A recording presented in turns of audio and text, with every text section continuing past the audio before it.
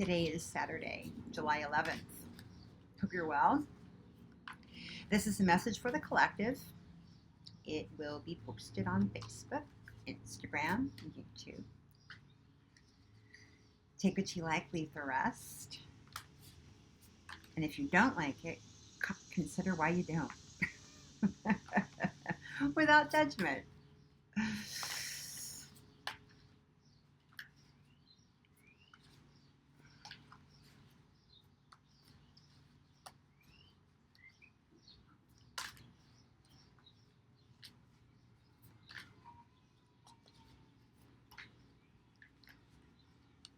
Oh, we're using the Goddess Tarot by Kris Waldherr.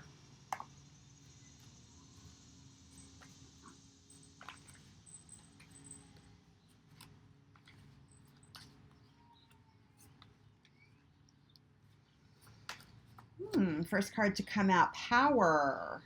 Freya. Oh, Freya comes up again. She came up in the Doreen Virtue deck that we used the other day. This is the fourth card of the major arcana in this, and this is in this particular deck, fourth card still. Power. This is because it's goddesses. This is the Emperor card. But as we've talked about in other readings, no matter who we are, no matter how you identify gender in terms of gender, we have masculine and feminine energies within us all. And so Freya is here to represent the feminine use. And so she's got her cats with her. So again, you know, cats are animals that will go for things when they really want them, and they're really patient about going after them. So, you know, bringing, again, this feminine element into a masculine card.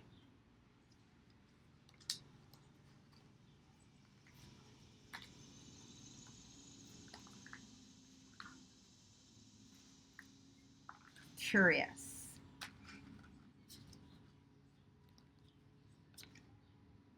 Ten of Pentacles.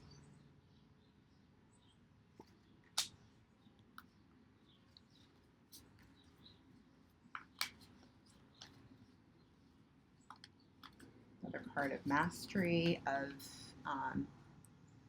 knowing how to work the material world and with things in the unseen in order to make the material, in order to effect a materialization of something of great value. You know, value is not something that you can see, and it's different for everybody.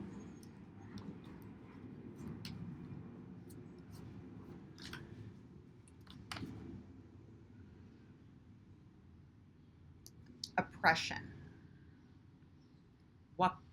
Wawalak. So this is an Aboriginal group from where I'm not actually certain. This is the Hanged Man card in this deck.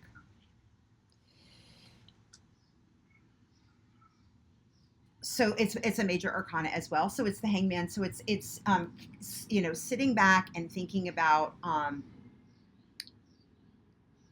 how maybe power has been used.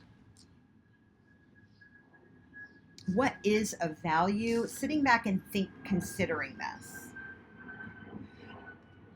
There may be a sense of loss, of powerlessness, although these aren't in the reverse. But being that Hangman card is being in a place of receptivity. I'm going to read about this group because I bet I'm not the only one who doesn't know about that. So being okay with being in a sense of powerlessness, like knowing that the Hangman card, if you look at it, is a person hanging upside down. So we've got to take a different perspective. During the dream time, the Australian Aboriginal sister goddess, the Wawalak, were swallowed whole by Yurlungur, the great rainbow serpent.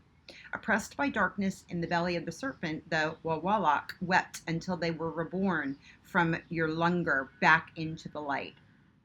meanings: feeling overwhelmed, oppressed by circumstances or emotions like the wawalak, the light, quote unquote, has left your life. You are waiting to be released from the darkness. So right now it's, and we're in the balsamic phase of the new moon that's coming up, or well, yeah, we're in the balsamic phase of the new moon that's coming up, the Cancer new moon that's coming up on Tuesday.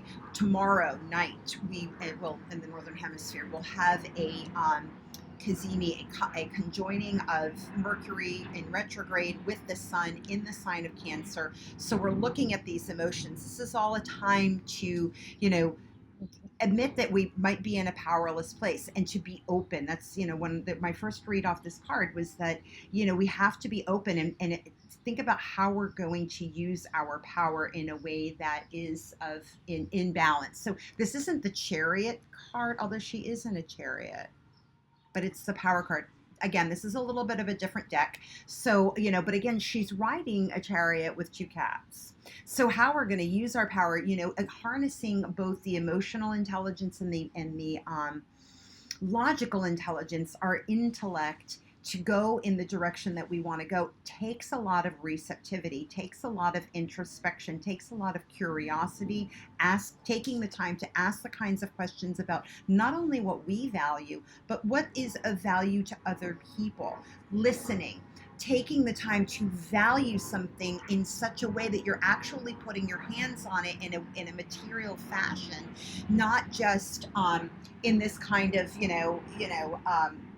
touchless. We're in such a touchless society anymore that, we have to actually touch something. We need to put our hands on it. We need to put our senses, involve our senses in order to learn about things, to take the time to listen, to show something, show up in a way, show ourselves that we value ourselves enough to bother showing up for real.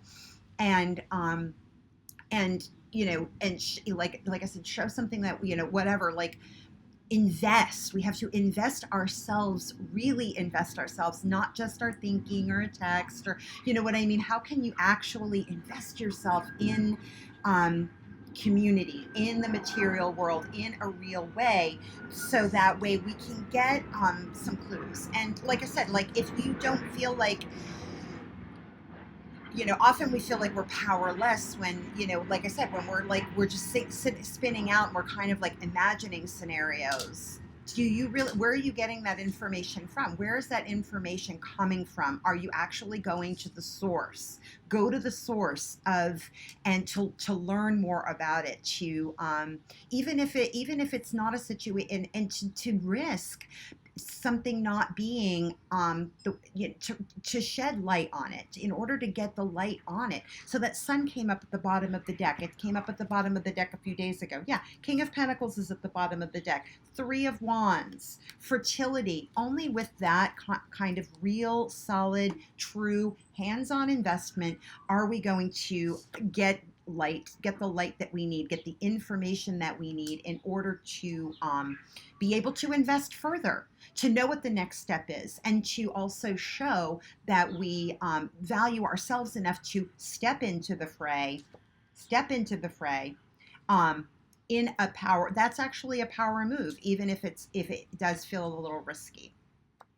So I'm going to leave it at that. I love you. Again, like, share, subscribe. That gets the messages in front of anybody who needs this, who you don't even know. Just by any interactions, let me know how things are turning out for you. If you want your own private reading, again, this is for the collective. Just direct message me on any of the platforms where you find it, and we can set something up. What was I going to say? Or directly share this with somebody who you feel might need to hear it. All right, I love you. Again, enjoy the reading. Thank you for being here. Have a great day.